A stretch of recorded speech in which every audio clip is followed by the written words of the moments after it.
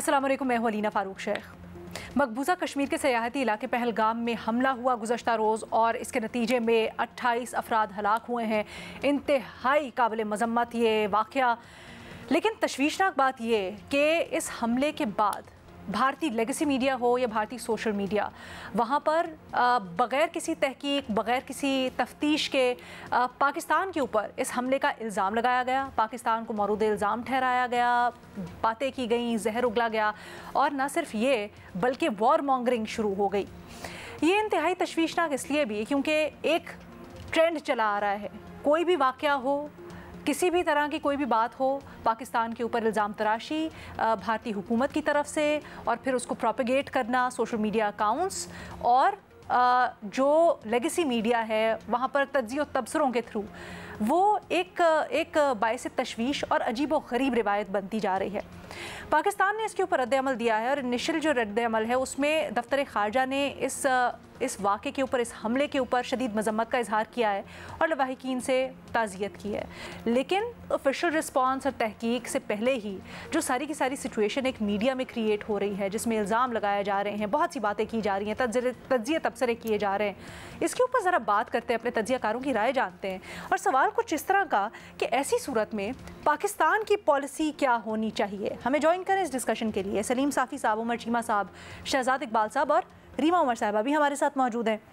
शहजाद, आप सबसे पहले कहिएगा, ये जो हम सब कुछ देख रहे हैं भारतीय मीडिया के अंदर, सोशल मीडिया के ऊपर, आपका इससे क्या टेक अवे है? और ये हमेशा क्यों होता है कि जब भी कोई वाक़या हो उसके ऊपर फौरी तौर पर बग़ैर किसी तस्दीक के, बग़ैर सोचे समझे पाकिस्तान के ऊपर इल्ज़ाम लगा दिया जाता है और उसके बाद इतनी खौफनाक बातें जो इस वक्त हो रही हैं, क्या समझते हैं, इसकी वजह क्या है?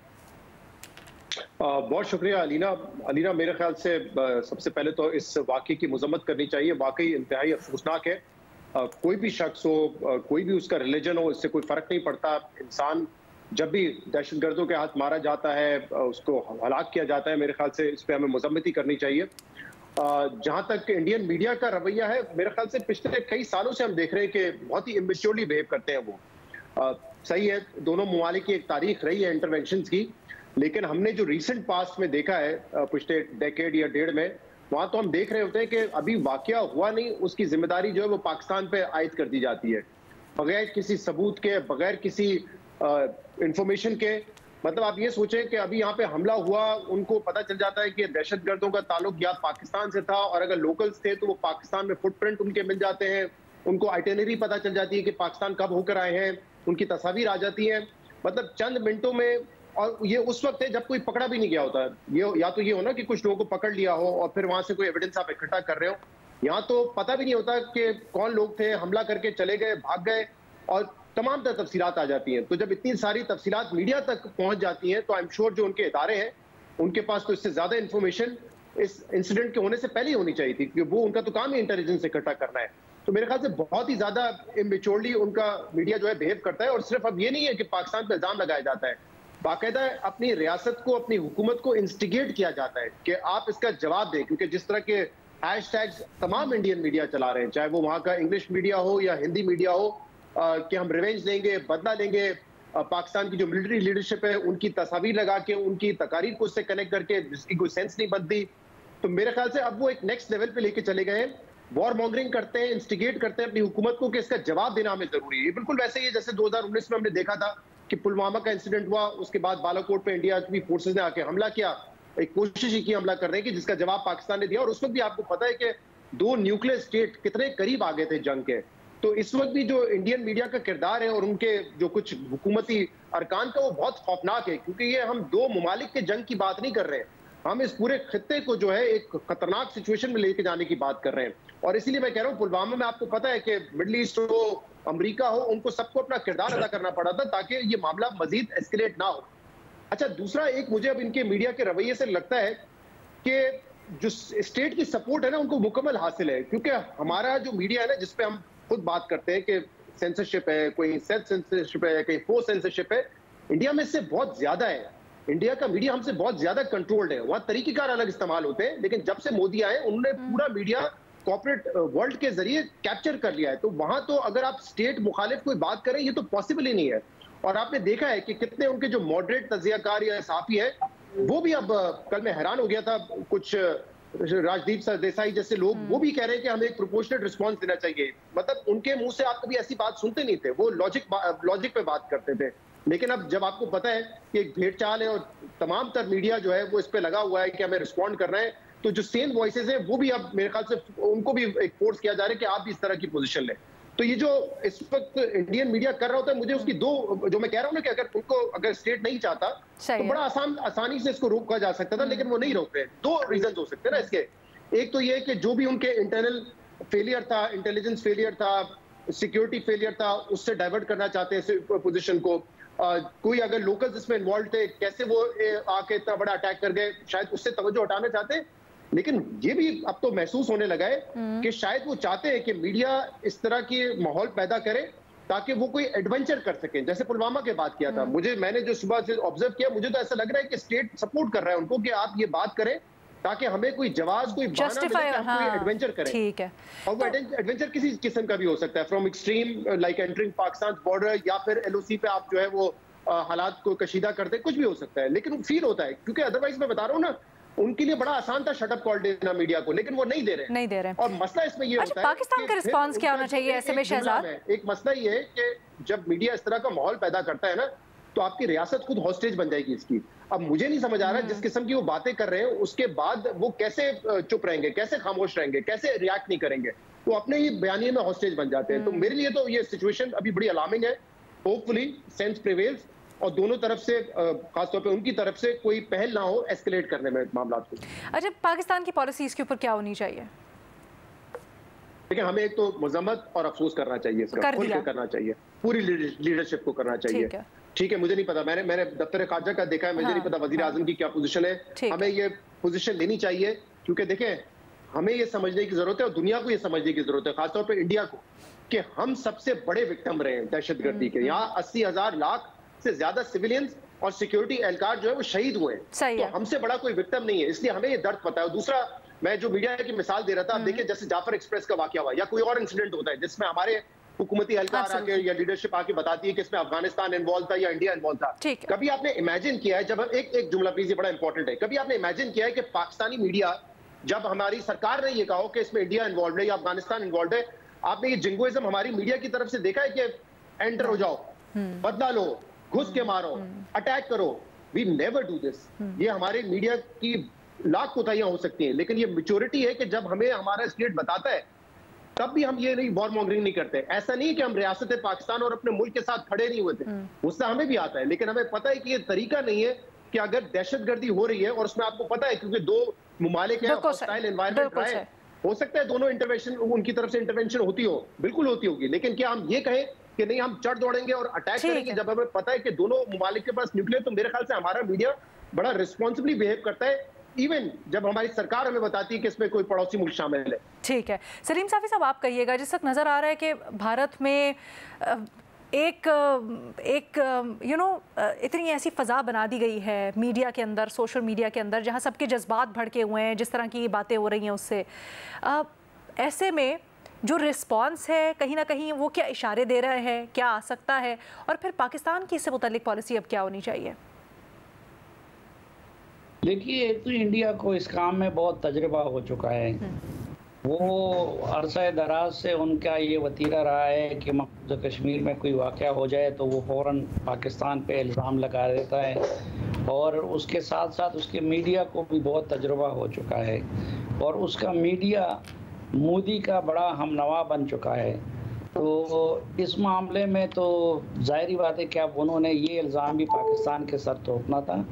अब सवाल ये है कि एक तरफ बॉर्डर पे दोनों मुल्कों की अफवाज हैं और सीज़ फायर है, लेकिन उसमें उनके लिए निगरानी बहुत आसान है, और मैं आपको ज़ाती उसकी बुनियाद पे कह सकता हूँ कि इस वक्त बॉर्डर को क्रॉस करना वो इतना आसान नहीं है। फिर यहाँ से कुलगाम तक जाना, ये इतने किलोमीटर का फासला, और हम जानते हैं कि मकबूजा कश्मीर को तो गुज़िश्ता कई सालों से इंडिया ने एक बड़े जेल में बदल दिया है। उधर तो एक आदमी के अगर देखा जाए तो हर आदमी के साथ एक एक सिपाही घूम रहा होता है। तो इन हालात में इस तरह के वाक़े का मिलिटेंट की तरफ से करना और उसके लिए पाकिस्तान से दरअंदाजी करना, ये बातें अकल तो नहीं मानती। लेकिन इंडिया इस वक्त चाहता है कि पाकिस्तान को डिफेंसिव पे ले आए। इंडिया के कुछ गैर मुल्की शख्सियात इंडिया का दौरा कर रही हैं, ख़ुद इंडिया के वज़ीर-ए-आज़म भी बाहर जा रहे हैं। तो उसके लिए ज़ाहिरी बात है कि इंडिया में ज़ेर गौर क्या आएगा। इंडिया में ज़ेर बहस ये चीज़ें आएंगी कि मुसलमान अक़लियतों के साथ ज़्यादती हो रही है, इसी तरह बाकी अक़लियतों के क्रिश्चियन अक़लियतों के साथ ज़्यादती हो रही है। मोदी का जो मोदीइज़्म है वो ज़ेर बहस आएगा। तो उससे तवज्जो हटाने के लिए उन्होंने पहले से मकबूजा कश्मीर से रिलेटेड एक वाक़या निकाल लिया। और ये भी हो सकता है कि ख़ुद स्टेट के इसमें हाथ हो ताकि तवज्जो उनकी दहशतगर्दी से, ताकि तवज्जो उनकी इंतहा पसंदी से, ताकि तवज्जो उनकी मज़ालिम से वो दूसरी तरफ हट चली जाए। तो मैं तो ये समझता हूँ पाकिस्तान को क्या करना चाहिए, जिस तरह शहजाद ने कहा, पाकिस्तान दहशतगर्दी का सबसे बड़ा विक्टिम है। पाकिस्तान को मजम्मत करनी चाहिए, पाकिस्तान ने मजम्मत की भी है। और पाकिस्तान को अगर तहकीकात में इंडिया को कोई मदद चाहिए तो वो भी प्रोवाइड करनी चाहिए। लेकिन हमें इंडियन मीडिया की तरह पागल मीडिया नहीं बनना चाहिए। हमें अकल से काम लेना चाहिए, हमें अमन की बात करनी चाहिए और जंगी फ़िज़ा नहीं बनानी चाहिए। और सर, जिस तरह के इल्ज़ामात लग रहे हैं उसके ऊपर पाकिस्तान की पॉलिसी या क्या हिकमत अमली होनी चाहिए, रद्द अमल क्या लें आप? नहीं, क्या इल्ज़ामात, उस इल्ज़ामात का दलील के साथ जवाब देना चाहिए। हम अगर कहते हैं कि भाई इंडिया की तरफ से पाकिस्तान में मुदाखलत हो रही है तो हमारे पास वो कलबेशन या देव मौजूद है सबूत की सूरत में, उस बड़ा सबूत कोई और नहीं हो सकता। इसी तरह हमारे पास फ़ौरन मीडिया की ये ख़बरें मौजूद है कि इंडिया ने पाकिस्तान में लोगों को टारगेट किया। हमारे पास नहीं, कनाडा के पास, कनाडा जैसी हुकूमत के पास ये सबूत मौजूद है कि इंडिया ने कनाडा में जाके अपने हुकूमत के मुखालिफिन को कत्ल किया। इंडिया के पास क्या दलील है, इंडिया के पास क्या सबूत है इस मामले में पाकिस्तान की इन्वॉल्वमेंट का? अगर वो कोई सबूत ले आए तो पाकिस्तान को उसका जवाब देना चाहिए, लेकिन न पहले वो सबूत ला सके हैं और न इसका ला सकेंगे। रीमा, आपकी इसके ऊपर क्या राय है? जी शुक्रिया लीना।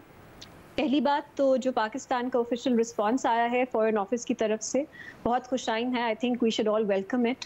उन्होंने मजम्मत की है और उन्होंने कोई ज़्यादा हॉकिश कोई पोजीशन नहीं ली, कोई इधर उधर की बात नहीं की। और अनफॉर्चुनेट बात यह है कि उमर अयूब की तरफ से उस पर बहुत बुरा रिस्पांस आया है मेरी नज़र में, जिसमें उन्होंने कहा है कि ये बहुत माइल्ड है और क्योंकि ये हुकूमत लेजिटिमेसी नहीं रखती इसलिए मुंह तोड़ जवाब नहीं दे रही भारत को। तो मेरा ख्याल है ये बहुत नीडलेस बयान था उनकी तरफ से और उनको थोड़ा गौर करना चाहिए कि वो क्या चाहते हैं कि हमारी हुकूमत इस वक्त क्या करे। क्योंकि मुझे तो हमारे फॉरेन ऑफिस का रिस्पांस बिल्कुल सही लगा, मेजर्ड लगा और जो उनको बात करनी चाहिए थी उन्होंने की। दूसरी चीज़ ये कि सबसे अहम चीज़ इस वक्त ये है कि हमारे पास कोई फैक्ट्स नहीं है, क्योंकि मैं इससे अग्री नहीं करती। जनरली एक जो सेंटिमेंट है कि आपको हर हाल में अपनी रियासत का दिफा करना है, मैं इसको लॉयल्टी नहीं समझती। अगर आपके पास कोई सबूत है तो as Pakistani citizens of course हम भी अपनी रियासत से सवाल करेंगे और हम पूछेंगे कि पाकिस्तान हमारी रियासत की क्या पॉलिसी रही है, क्योंकि अनफॉर्चुनेट एक माजी है हमारा जिसमें प्रॉब्लमैटिक पॉलिसीज रही हैं। कुछ कॉन्टेक्स्ट ऐसा भी है जिसमें पाकिस्तान में जो हो रहा है उसको कश्मीर के साथ जोड़ा, एक रिटेलिएशन की बात। लेकिन ये अगर आप मान भी लें चीज़ें हैं, ये कोई एविडेंस नहीं है, ये कोई प्रूफ नहीं है कि ये जो दहशतगर्दी का वाकया था कल उसमें पाकिस्तान मुलव्वस है। उसके लिए आपको बहुत कुछ और दिखाना है और उस तरह का ना हमारे पास कोई ऑफिशियल बयान आया है ना हमारे पास कोई एविडेंस है। तो उसमें आई थिंक रिस्पॉन्सिबल बात है कि आप एविडेंस मांगे और अगर एविडेंस आ जाए तो उस पर पाकिस्तान का जो रद्द अमल बनता है वो देख के वो उस पर दे। लेकिन फैक्ट्स एविडेंस ना होने पे हम also on the other hand मैं ये भी नहीं कहूँगी कि ये फॉल्स ऑपरेशन है, क्योंकि मैं देख रही हूँ कुछ लोग भी एक कैंपेन कर रहे हैं पाकिस्तानी सोशल मीडिया पे कि ये फॉल्स ऑपरेशन है। ये भी मुझे लगता है आपके पास कोई एविडेंस नहीं है तो आप ये क्यों कह रहे हैं, ये अनफॉर्चुनेट चीज़ है। सो एक जिम्मेदाराना रिस्पॉन्सिबल मेरा ख्याल है रिस्पॉन्स ये है कि यू वेट, और जब तक कोई एविडेंस नहीं आता तब तक आप उस पर आप अगर कोई इल्ज़ाम लगाता है उस कहें कि आप कोई एविडेंस दें। तीसरी चीज़ ये है कि थोड़ा सा ये स्टेटिंग ऑब्वियस है, लेकिन मैं कोई इंटरनेशनल लॉ पर्सपेक्टिव भी लाना चाहूँगी इसमें कि सपोज इसको हम एक जंगी कार्रवाई समझे, राइट, दैट पाकिस्तान और भारत, अभी हमारे बीच में कोई जंग नहीं चल रही, लेकिन उसके अगर ना होते हुए भी अगर आप इसको सोचें कि ये भारत इंटरनल कॉन्फ्लिक्ट है जिसको आप जंग के पर्सपेक्टिव से देख रहे हैं, अगर उसमें भी भारत के पास कोई ऐसी इंडिकेशन आती है कि पाकिस्तान रिस्पॉन्सिबल है या किसी तरह से इन्वॉल्व है, उनको ये बैनुल अक़वामी कवानीन इजाज़त नहीं देते कि वो कोई जंग की तरफ जाएं या कोई वो स्ट्राइक करें या वो पाकिस्तान की टेरिटोरियल सॉवरेनिटी इंटेग्रिटी जो है उसको वायलेट करें। उसका तरीकाकार फिर कुछ बिल्कुल और, उनको सिक्योरिटी काउंसिल के थ्रू, यूएन के इदारों के थ्रू कोई रिस्पांस देना होगा, ये हमारे बैनुल अक़वामी कवानीन कहते हैं। इसके अलावा अगर उन्होंने भारत में भी कुछ करना है, प्रोपोर्शनेट तरह से करना है, ऐसा नहीं है कि इस तरह का कोई दहशतगर्दी का वाकया हो, और अनफॉर्चुनेटली बहुत से ममालिक इसमें गलती कर है कि समझा जाता है ऐसा जो भी वाकया होगा बस रियासत सपोर्ट करना है। आई वुड होप, लेकिन अनफॉर्चुनेटली अगर ऐसा सवाल नहीं पूछे जा रहे भारत में, लेकिन आपको सवाल पूछना चाहिए इस वक्त वहाँ पे मुसलमान कितने वल्नरेबल होंगे, कश्मीर में उनके जो प्रिवेंटिव डिटेंशन के कवानीन है वो किस तरह इस्तेमाल होते हैं ऐसे वाकयात होने के बाद, खासतौर पे एक बहुत ही ओप्रेसिव रिस्पॉन्स आता है स्टेट का जो प्रोपोर्शनेट नहीं होता, जो इंसानी हुकूक को बिल्कुल नजरअंदाज करता है, तो उस पर सवाल उठने चाहिए। सो अगर ऐसी कोई वाकया है भी तो उसका भी एक मेजर्ड रिस्पॉन्स है, जो जंग उसका हल नहीं है। और अगर भारत इस तरह का रिस्पॉन्स करता है पाकिस्तान की टेरिटोरियल इंटेग्रिटी वायलेट करके, तो वो इंटरनेशनल लॉ की खिलाफ वर्जी करे। ये अहम बात है क्योंकि ये ऑब्वियस बातें हैं लेकिन हम कभी कभी ये भूल जाते हैं। और एक आखिरी बात अलीना, के थोड़ा सा मेरा ख्याल है हमारे, बिल्कुल दुरुस्त बात है, हमारा मीडिया जो है वो भारत के मीडिया से हम कंपेयर नहीं कर सकते, वहाँ पे बहुत ज़्यादा एक इस तरह की फिजा बनाई जा रही है। लेकिन आई वुड होप कि हमने अभी तक थोड़ा सा जो इस रेप्यूटेशन को बरकरार रखें, क्योंकि मेरा नहीं ख्याल कुछ बहुत प्रॉब्लमेटिक ट्रेंड्स, हैशटैग्स नज़र आते हैं, और मेरा नहीं ख्याल ये एक रिस्पॉन्सिबल रद्द अमल होगा या रिस्पॉन्स होगा उनकी इस तरह की हॉकिश बिहेवियर पे कि हम भी इंस्टिगेट करें कि हमारे भी सोशल मीडिया पे उसी तरह की कैंपेन्स भारत के खिलाफ चलाई जाए। सो ये कुछ बातें हैं, but of course we have to wait and see कि आगे क्या होता है। आगे क्या होता है आप कहिएगा उमर चीमा साहब। मुझे कभी भी इंडियन मीडिया इंस्पायर नहीं किया, उनका रवैया इंतहाई शर्मनाक रहा है। यानी कि वो जिस तरह से जो टॉक शो कभी देखता हूँ मैं, तो मैं हैरान होता हूँ इवन उन पाकिस्तानियों पर कि वो उनके जो टॉक शोज हैं उनमें बैठते कैसे हैं। यानी कि वो इंतहाई जाहिल किस्म के लोग लगते हैं, और उनका जो एक डिबेट लेवल है, जो क्वालिटी है, वो बहुत ही माठी किस्म की होती है। तो अभी कोई मामला मुख्तलिफ नहीं है, ये पहले से ही ऐसे हैं। शायद उधर इस तरह के कंटेंट की पाकिस्तान की निस्बत ज़्यादा डिमांड है। दूसरी बात यह है कि पाकिस्तान के हवाले से इंडिया बातें तो बहुत करता है कि पाकिस्तान के साथ हमारा कंपैरिजन नहीं है, लेकिन ये है कि पाकिस्तान इंडिया में सेल भी बहुत होता है। वो चाहे उनकी कोई इलेक्शन कैंपेन हो, चाहे उनका मीडिया हो, बहुत सारे लोगों का जो रोटी है या जो उनकी सियासत है वो पाकिस्तान की मुखालफत पर चल रही होती है। इसके अलावा उनके पास कहने को कुछ नहीं होता। मोदी की आप जो सेकंड लास्ट टाइम जो इसकी कैंपेन थी उसमें देख लें कि पाकिस्तान उनको कितनी ज़्यादा ऑब्सेशन है पाकिस्तान के हवाले से। तो ये मामला तो है, यानी कि वो ऐसे करते हैं। अब बाकी यह है कि उनको जो पाकिस्तान में ये बात इस तरह से करना जिस तरह इंडियन मीडिया करता है, इस तरह का रिवाज भी नहीं है, इस तरह का कल्चर भी नहीं है, और इसमें वो कोई पजीराई भी इस तरह से नहीं मिलती।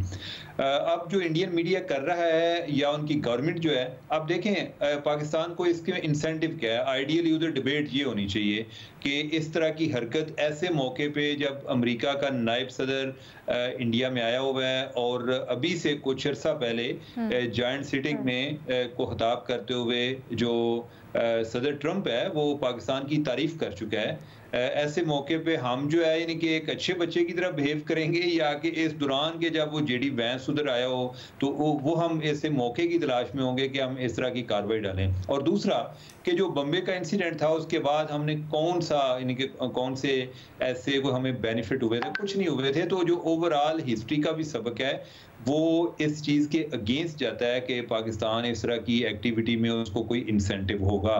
ये बात जो है इस डिबेट की उधर भी ज़रूरत है कि क्या हो सकता है या नहीं हो सकता। और दूसरा कि जो लोग उधर जो इंडिया है, क्या इंडिया को इसका कोई फ़ायदा हो सकता है या नहीं हो सकता। इंडिया में स्ट्रेंजली एक पैटर्न एग्जिस्ट करता है कि जब क्लिंटन आए 2000 में, या कोई 2006 में सदर बुश आए, या कोई 2010 में ओबामा आए, तो कभी क्लिंटन के तो टाइम के दौरान ही जब वो इंडिया में थे तो उस दौरान कोई इस तरह का कोई वाक़या हुआ। जो बुश आया बाद में तो उसके कुछ दिन पहले हुआ, कोई ओबामा आए तो कोई 1-2 दिन बाद हुआ, कि जिससे वो एक तासर भी देना चाहते हैं कि ये जो हमारा हमसाया है, आपने वो उनको वैसे डिक्टेट तो नहीं कर सकते, लेकिन ये तासर देते हैं कि आप इनसे मुख्तात रहना, आपको नहीं पता कि हम जो है किस तरह के चैलेंजेस फेस कर रहे हैं। तो एक उस लिहाज से ये, अगर मैं इंसेंटिव की बात करूं तो इंसेंटिव तो उनको है। इस टाइम अगर कुछ सिंपैथी मिल रही है तो वो इंडिया को मिलेगी। इसमें पाकिस्तान जो है यानी कि उसका रोल तो विलन के तौर पे आएगा। तो और मेरा नहीं ख्याल कि ओवर द टाइम जो हमने सीखा है वो हमने ये सीखा है कि हम दोबारा ऐसी हरकत करेंगे। क्वाइट लाइकली कि उधर से कोई जो कश्मीर में फ्रस्ट्रेशन बढ़ रही है, डेफिनेटली उधर है फ्रस्ट्रेशन, उन्हें इस बात का एहसास हो रहा है कि जो बहुत ज़्यादा एक नॉन कश्मीरीज हैं उनकी कश्मीर में सेटलमेंट हो रही है, या उधर टूरिज्म बढ़ रही है। तो एक तो टूरिज्म का एक एंगल है कि उधर कारोबार बढ़ रहा है, और एक इसका ये भी एंगल है कि उनको लग रहा है कि ये चीज़ें नॉर्मल हो रही हैं, हमारी जो अपनी काज है वो उससे मुतासर हो रही है। तो क्वाइट लाइकली कि उधर से भी हो तो हम उस पर कोई बंदा बात करने को तैयार नहीं। वो सिर्फ इसी पे बात आती है जी कि हो सकता है पाकिस्तान ने किया हो कि जैसे कश्मीरी जो है वो इनके साथ बहुत ज़्यादा खुश रह रहे हैं, तो एक इंडिजिनस भी एक्ट हो सकता है। तो अभी हमें देखना होगा। और फिर ये है कि मैं एक इंडियन मीडिया की रिपोर्ट पढ़ रहा था जी कि हमें उस वेन्यू तक एक्सेस नहीं दी जा रही। अच्छा, हो सकता है कि इस तरह के वाकयात पे नहीं भी दी जाती है, लेकिन साथ उन्होंने ये भी लिखा था कि जो टूरिस्ट हैं, जो उधर के लोग थे उधर, वो आ जा रहे हैं। जो मीडिया वाले हैं इन पर्टिकुलर, उनको उधर से जाने से रोका जा रहा है। अभी तक का मीडिया का जितना भी नैरेटिव है उनमें उनकी कोई अपनी कोई एविडेंस या कोई उधर प्रेजेंट उधर मौजूद नहीं था। सारा वही आ रहा है कि जो उनको उनकी स्टेट फ्राहम कर रही है। तो मेरे ख्याल है कि मीडिया को उनके लिए शर्म का मुकाम है। जो इंडियन मीडिया है उनको ज़रा अपने गिरबान में झांकना चाहिए और उनको काफ़ी ज़्यादा एक अपने आप को इम्प्रूव करने की ज़रूरत है। हम ये कह सकते हैं कि पाकिस्तान का मीडिया कोई इतना बहुत अच्छी सिचुएशन में नहीं है, लेकिन इंडिया की निस्बत बहुत बेहतर है। जहां तक पाकिस्तान की बात है कि पाकिस्तान को ऐसे मौके पर करना क्या चाहिए, पाकिस्तान को गैर जरूरी वजाहतें नहीं देनी चाहिए अनलेस के उधर की गवर्नमेंट जो है वो कोई इस तरह की बात करती है, डायरेक्ट इल्जाम लगाती है। अभी तक तो जो लगा रहे हैं इशारों कनायों में लगा रहे हैं या मीडिया के जरिए लगा रहे हैं। तो जब तक वो करते नहीं है हमें कोई इतनी गैर जरूरी सफाइयां देने की जरूरत नहीं। ठीक है, हमें कंडेम करना चाहिए था। हम जो है इस तरह की एक्टिविटी को इनकरेज नहीं करते, हम कंडेम करते हैं, वो उन्होंने किया है। हाँ, एट द सेम टाइम हमें अलबत्ता विजिलेंट जरूर रहना चाहिए कि इंडिया का जो एक हमने माजी में जो रिसेंट हमने देखा जो वो बालाकोट वाला इंसिडेंट है, इस तरह के उसमें हमें विजिलेंट रहने की अशद जरूरत है। ठीक है, बहुत शुक्रिया हमारे तजियाकारों की आपने राय देखी। अब देखते हैं इस सिलसिले में आगे क्या मजीद डेवलपमेंट होती है, फिर उसके ऊपर भी तजिया तबसरा करेंगे अकॉर्डिंगली। बट एक छोटी सी ब्रेक लेते हैं और फिर आपके सवाल शामिल करेंगे। Welcome back. आपने जो सवालात भेजे हैं तजियाकारों के सामने रखते हैं, जवाबात जानते हैं। शहजाद इकबाल से करते हैं पहला सवाल।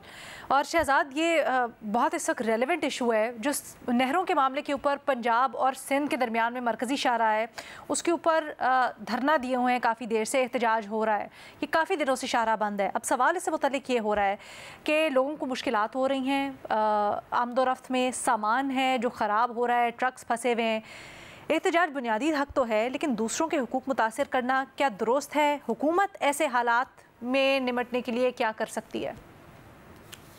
जी, आज़ादी जब एहतजाज की होती है उस आज़ादी का यही मतलब है कि किसी दूसरे की आज़ादी में आप दखल अंदाजी नहीं कर रहे। तो अगर आप मेन शाहरा को बंद करेंगे जिसकी वजह से वाकई प्रॉब्लम्स हो रहे हैं, क्योंकि ऑब्वियसली नॉर्थ से साउथ ट्रेड होता है, ना सिर्फ अशिया का बल्कि पेट्रोलियम की किल्लत के हवाले से भी खबरें आ रही है, क्योंकि ऑब्वियसली आमदोरफ्त रुकी हुई है, लोगों का आना जाना मुश्किल हो जाता है। अब कल तक ये खबर आई थी कि शायद कोई ऑल्टरनेट रूट बना के छोटी गाड़ियों को जाने दिया जा रहा है, एम्बुलेंसेज को छोड़ें, लेकिन सिचुएशन नॉर्मलाइज तो नहीं हुई है। अब हक आपको है कि आप एहतजाज करें, और ये सिंध के अवाम के लिए इशू जो है पानी का, नहरों का एक सेंसिटिव इशू है, तो उस पर आप जरूर एहतजाज करें, लेकिन कोई ऐसा काम जिससे दूसरों की जिंदगी को आप अजीरन कर रहे हैं, मेरे ख्याल से वो नहीं करना चाहिए। दूसरा, इसमें मेरे ख्याल से वफाकी हुकूमत की बहुत बड़ी जिम्मेदारी आती है। इस पूरे नहरों के मामले पर हम पिछले कई महीनों से ये बात सुन रहे हैं, और अपने इत्तेहादी जो पीपल्स पार्टी शिकवा कर रहे हैं ना कि सीसीआई का इजलास बुलाएं, वहां बैठे और बात करें, लेकिन जब वो बात करने के लिए तैयार नहीं होते तो इससे तो फिर ऐसा लगता है कि हुकूमत बिल्कुल बेबस है। और हम जो बात बार बार करते रहते हैं कि जब भी पीटीआई के पर्सपेक्टिव में हुई कि बात किससे करनी चाहिए, हुकूमत से करनी चाहिए, या वो कहते हैं कि नहीं इस्टेब्लिशमेंट के पास असल पावर है उसमें से बात करनी चाहिए। अब यहाँ तो हुकूमत ये साबित कर रही है ना कि हमारे पास कोई इख्तियार नहीं है, वरना अपने इत्तेहादी के साथ बैठना सीसीआई में कितना मुश्किल काम है। या चले सीसीआई में ना बैठे, इसके अलावा आप लोग आपस में बैठ कर सॉर्ट आउट करें इशू को, लेकिन वो नहीं कर रहे, जिससे उनकी बेबसी का पता चलता है कि शायद उनके हाथ में ये इख्तियार भी नहीं है कि अपने साथ वो अपने इत्तेहादी के साथ कोई मीटिंग कर सके। वैसे इतने दिनों के बाद वजीर आजम ने कह तो दिया कि वजीर आला को और दीगर चीज़ों को, बट मैं आपको अगर 2 मिनट के लिए वापस लेके आऊँ ये एहतजाज के ऊपर, अगर मैं 2 मिनट के लिए आपको वापस लेके आऊँ एहतजाज के ऊपर शहजाद, मेरे जहन में सवाल आ रहा है कि इसके ऊपर, क्योंकि जो हाईवेज़ है मरकज़ी विफाक का कंट्रोल होता है, राइट, तो क्यों इसके मुंतशिर नहीं किया जा रहा लोगों को? अब जब इतनी प्रॉब्लम हो रही है या कुछ, ये मसला क्या है? देखिए, ये एक लॉ एंड ऑर्डर सिचुएशन तो बन जाती है ना कि अगर बड़ी तादाद में लोग बैठे हुए हैं उनको वहां से हटाना, और खासतौर पे सिंध में ऑब्वियसली हाईवेज पे उनका कंट्रोल होता है, बट ये जो सुबह सिंध में आता है, यहाँ पे ज्यादातर पुलिस फोर्स है, आपकी लॉ इन्फोर्समेंट है, वो तो सुबह सिंध की है। अब यहाँ पे मसला ये कि कल मैं मुराद अली शाह को सुन रहा था, मुराद अली शाह साहब कह रहे थे कि हमारा भी वही कॉज है, लेकिन वो नेशनलिस्ट पार्टीज और दीगर जो एहतजाज करें उनसे रिक्वेस्ट कर रहे थे कि कम से कम आप अपना एहतजाज का हक जरूर इस्तेमाल करें, एक्सरसाइज करें, लेकिन दूसरों को आप ना तकलीफ पहुंचाएं, रुकावटें ना क्रिएट करें। तो उस तरह से क्या एंगेजमेंट हुई है उस तरह से जो मुंतशिर करने के लिए होती है? नहीं इस्तेमाल करें मेरे ख्याल से। देखिए, मैं वही कह रहा हूँ, जो फोर्स है ना मेन, वो तो सिंध की है। अब वो अपने लोगों पे इस वक्त, क्योंकि आपको पता है कि उनको एक सियासी चैलेंज भी है, नेशनलिस्ट पार्टीज इस इशू को ज्यादा बना रहे हैं, और वो शक कर रहे हैं कि पीपल्स पार्टी जो है वो है नहरों के साथ, लेकिन वो सियासत कर रहे हैं इस पूरे मामले पर।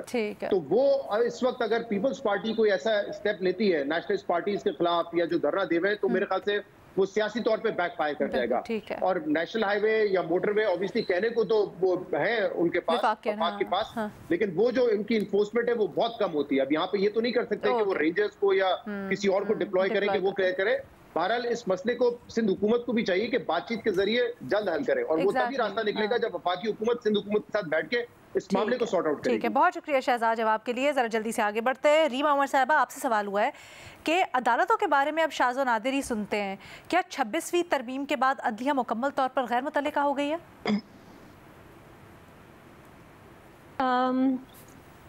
शायद ये दुरुस्त बात है, और कुछ शायद हम लोगों ने भी बात करना छोड़ दी है, क्योंकि उस तरह के पॉलिटिकली सिग्निफिकेंट केसेस फौरन जो है वो लिस्ट नहीं होते, उन पे हेयरिंग्स नहीं होती।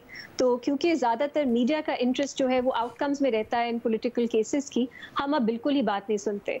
6 महीने हो गए हैं 21 अप्रैल को 26th अमेंडमेंट जब पास हुई थी उसको। आई वुड हैव एक्सपेक्टेड इस पर कोई बात होगी कि 26th अमेंडमेंट के बाद क्या हुआ है हमारी जुडिशरी के साथ, चीफ जस्टिस की अपॉइंटमेंट से लेके कॉन्स्टिट्यूशनल बेंचेस के जो जजेस हैं उनकी सिलेक्शन तक, जजेस की जो तादाद बढ़ा दी गई, बिल्कुल अनएक्सपेक्टेड तरह से ऑलमोस्ट डबल कर दी गई, उससे लेके जिस तरह से जजेस की अपॉइंटमेंट्स हो रही हैं, जिस तरह ऐसा लग रहा है सियासी पार्टीज की को अपीज करने के लिए अपॉइंटमेंट्स हो रही हैं, जिस तरह कुछ जजेस को बिल्कुल ही आइसोलेट किया जा रहा है सुप्रीम कोर्ट में, जो इस्लामाबाद हाई कोर्ट में और दीगर हाई कोर्ट्स में हो रहा है, इन सब पे ओवरऑल एक जायजा तो लेना चाहिए कि जो वादे किए गए थे 26th अमेंडमेंट के वक्त कि ये क्यों की जा रही है, कि एफिशिएंट निज़ाम को बनाने के लिए की जा रही है, निज़ाम को ज़्यादा ट्रांसपेरेंट बनाने के लिए की जा रही है, क्या वो असल में कुछ पूरा हुआ है, या जो क्रिटिक्स की तनकीद थी और उनका खदशा था कि जुडिशरी को सब्जुगेट करने के लिए किया जा रहा है, हम उसी को देख रहे हैं इम्प्लीमेंट होता हुआ। 2 केसेस हैं, लेकिन फिर भी जो अहम है, एक मिलिट्री कोर्ट से रिलेटेड उसकी कुछ आखिरी 2-3 हेयरिंग्स हैं, 28 अप्रैल को, फिर ये इस्लामाबाद हाई कोर्ट का जो मामला है जजेस के ट्रांसफर का, उसकी हेयरिंग भी अगले हफ्ते है। तो मेरा ख्याल है ये 2 अहम केसेस हैं जो शायद हमें जो फैसला आएगा वो पॉलिटिकली भी बहुत रेलेवेंस रखेगा। वैसे नॉट टू ब्रैग, लेकिन हम लोग इसके ऊपर बात करते रहे हैं वैसे 26वीं आईनी तरमीम के बाद क्या इम्प्लिकेशंस क्या नहीं, और आई रिमेंबर आप ही ने इसके ऊपर बड़ी अच्छा एनालिसिस भी किया था। But let me take a break, छोटी सी, वक्त बड़ा कम रह गया माजरत के साथ, तो उसके बाद वापस आते हैं, फिर मजीद सवाल शामिल करेंगे। Welcome back. चीमा साहब, आपसे सवाल यह है ट्रंप से मुतल्लिक के तालीमी इदारे हों या मुख्तलिफ शोबाए ज़िंदगी से ताल्लुक़ रखने वाले जो अफराद हैं, उनकी राय मुख्तलिफ सर्वेज़ के थ्रू मकबूलियत ट्रंप की कम होती चली जा रही है, इसका इजहार हो रहा है। क्या डोनाल्ड ट्रंप इन तमाम दबावों के बावजूद एक ताकतवर सदर है? देखिए, एक तो ये है कि ट्रंप के पास अभी चांसेस हैं, वो जो कुछ कर रहा है बड़े अनपॉपुलर डिसीजन कर रहा है, और उसका ये ख्याल है कि मैं जो अनपॉपुलर डिसीजन करने हैं वो अभी कर सकता हूँ। तो लिहाजा अगर इस स्टेज पर कोई उसकी मकबूलियत कम भी होती है तो वो अफोर्ड कर सकता है। जब कोई उनके मिड टर्म इलेक्शन होंगे तो उससे पहले उसके स्टेक्स हाई हो जाएंगे कि तब तक वो दोबारा से एक अवाम के करीब हो पाए। एक तो ये चीज़ है अभी, यानी कि उसके लिए अभी चांस है पॉपुलर होने का। दूसरा ये है कि जिन इंस्टीट्यूशन को वो टारगेट कर रहे हैं ना, वो भी अवाम में कोई इतने पॉपुलर नहीं है। वो समझे जाते हैं कि जैसे एलीट के इंस्टीट्यूशन बन चुके हैं। जैसे उधर की यूनिवर्सिटीज़ हैं, हार्वर्ड यूनिवर्सिटी है, बहुत अच्छी यूनिवर्सिटी है, दुनिया की सबसे बेहतरीन यूनिवर्सिटी है, और अमेरिका से उसकी उम्र भी ज़्यादा है, यानी कि अमेरिका बनने से पहले की है। लेकिन उसके बारे में ये ख्याल किया जाता है जी कि ये सिर्फ 1% को रिप्रेजेंट करती है। और ये हार्वर्ड पर इतना दबाव था कि उन्होंने अभी जो एक दरमियाने दर्जे तबके के लोग हैं, मिडिल क्लास के, उनके बच्चों को स्कॉलरशिप देना शुरू की हैं। कई जो ऐसी ऑर्गेनाइजेशंस हैं कि उन्होंने हार्वर्ड के बच्चों की बजाय जो मिड रैंकिंग यूनिवर्सिटीज़ हैं उधर से बच्चे लेते हैं, ताकि एक इसको ये जो गैप है या परसेप्शन को ख़त्म किया जाए। जो स्टॉक मार्केट है उसके हवाले से ट्रंप का ये ख्याल था कि इन्होंने मुझे जो है, जब मैं आउट था तो इन्होंने मुझे भूल गए बिल्कुल। तो अब जो है वो उनसे बदला भी ले रहा है, और साथ साथ जो है वो अपना एजेंडा जो है वो भी उसको कर रहा है। अवाम में वो अनपॉपुलर हो रहा है कि इस सारे अमल के दौरान वेरी इंटरेस्टिंग। उमर, जब आप ये कहते हैं ना वो गैर मकबूल फैसले ले रहे हैं, लेकिन ज़्यादातर ट्रंप वही कर रहे हैं जो उन्होंने अपने एजेंडा मैनिफेस्टो के अंदर प्रॉमिस किया था, लेकिन फिर भी मकबूलियत कम हो रही है। This is very interesting. क्यों? Briefly please. उसकी वजह असल में इकोनॉमी है ना। इकोनॉमी में जब लोग सफर करेंगे, अब यही है ना जो टैरिफ का फैसला है, तो लोगों का तो ये ख्याल था जी टैरिफ से पैसे आने हैं, तो उनको ये तो नहीं पता था कि इससे चीजें महंगी होनी है, जो बाहर से आ रही हैं वो रुक जानी है, उससे महंगाई ज्यादा हो गई है, अब वो दूसरी तरफ सफर करना शुरू हो गए हैं। यानी उनके एजेंडा के प्रॉमिस्ड पॉइंट से जो इफेक्ट आ रहा है उससे लोग खुश नहीं है, बेसिकली काउंटर प्रोडक्टिव हो गए उनके सारी प्रॉमिसेस। जो चीजें पॉपुलर होती हैं वो जरूरी नहीं कि वो काबिल अमल भी हों। तो एक एजेंडे का जो टैरिफ का वो तो पॉपुलर था, अब वो उसको काबिल अमल बनाने के लिए जो मुश्किलात आ रही हैं उससे वो गले पड़े हैं। ठीक है, बहुत शुक्रिया उमर चीमा साहब। सलीम साफ़ी साहब, आपसे एक जो वीडियो गर्दिश कर रही है परवेज़ खटक साहब की, उसके ऊपर सवाल हुआ है। खटक साहब इस वीडियो में कहते हैं कि जिनको वोट दिया वही जाने, मैंने तो आप लोगों की खिदमत की लेकिन उसका सिला कुछ और ही मिला। ये भी कहा कि जिन लोगों ने मेरा साथ दिया है मैं भी हर हद तक उनके साथ दूंगा, लेकिन जिन्होंने मुझे वोट दिया उनके लिए मेरे पास कोई वो नहीं है कि मैं उनके लिए काम करूं या उनकी खिदमत करूं। आप इस बयान को, इस वीडियो के ऊपर क्या तज्जिया करेंगे? परवेज़ खटक साहब ने ये ऐसी बातें की होंगी। परवेज़ खटक साहब ने देखें कि जब वो चीफ मिनिस्टर थे तो उन्होंने नौशेरा के लिए बहुत काम किए और बहुत सारी दीगर हलकों के फंड्स भी डाइवर्ट कर दिए उसकी तरफ। उसके बाद भी जब वो वज़ीर दिफा थे तो उस वक़्त भी उनकी सरगर्मियों का मरकज़ वो नौशेरा हुआ करता था। अब फिर उन्होंने अपनी पार्टी बना दी और उस पार्टी के मामले में उनको इस्टेब्लिशमेंट की शय भी हासिल थी, और वो ये तवक्को कर रहे थे कि उनको सिर्फ नहीं बल्कि उनकी पार्टी के लोगों को भी काफ़ी सारे वोट मिलेंगे। ठीक है। लेकिन मेरा के लोगों ने उन्हें ऐसी शिकस्त दे दी और इतने कम वोट दे दिए कि मेरे ख्याल में उस बेचारे को कहीं मुंह लगाने के काबिल नहीं छोड़ा। तो गिला सही है उनका? हाँ, ये जिसने सवाल भेजा है मेरे ख्याल में अगर इस तरह के लोग अपने हल्के के लोग इस बंदे के साथ भी करते तो उनका भी यही रद्द-ए-अमल होता जो परवेज़ खटक साहब का है। अच्छा, लेकिन सर वो तो कहते हैं ना वो पब्लिक खिदमत के लिए जब आप आएँ या अवामी खिदमत के लिए जब सियासत में आ जाते हैं तो कुछ भी आपको वोट मिले ना मिले आप उस जज्बे से काम करें। नहीं, ये तो थ्योरेटिकल बातें हैं ना, प्रैक्टिकली तो पाकिस्तानी सियासत में यही कुछ होता है। ठीक है, बहुत शुक्रिया सलीम साफ़ी साहब। हमारे पास वक्त अनफॉर्चुनेटली इतना ही था। इजाज़त दें, अल्लाह हाफ़िज़।